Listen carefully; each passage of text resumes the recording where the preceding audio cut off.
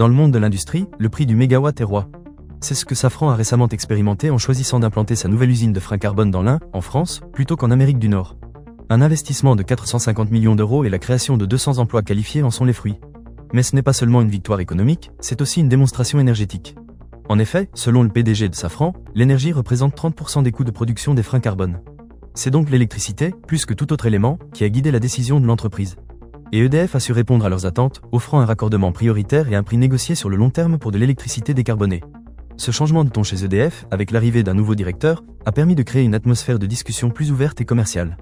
Résultat, Safran obtient un raccordement plus rapide au réseau électrique et un prix avantageux, tirant avantage de l'énergie nucléaire française. Cette usine, qui ouvrira ses portes en 2030, augmentera de 25% la capacité de production mondiale de freins carbone de Safran. En s'installant en France, l'entreprise renforce sa chaîne de valeur dans un territoire énergétiquement stable, un avantage compétitif indéniable en ces temps d'incertitudes énergétiques.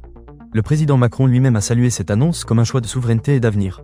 L'État et la région ont également contribué financièrement au projet, soulignant l'importance du coût de l'énergie dans la décision finale. Ainsi, le nucléaire français permet de fabriquer des freins carbone innovants qui réduisent la consommation d'avions, tout en créant de l'emploi local hautement qualifié. Un cercle vertueux où l'énergie bas carbone se transforme en économie de CO2 et en réduction de la dépendance aux carburants fossiles. En choisissant la France pour son usine, Safran mise sur un mix énergétique prévisible, valorisant la stabilité industrielle sur le court terme. Un choix qui pourrait bien devenir la norme dans un monde où l'énergie est un enjeu majeur pour l'industrie.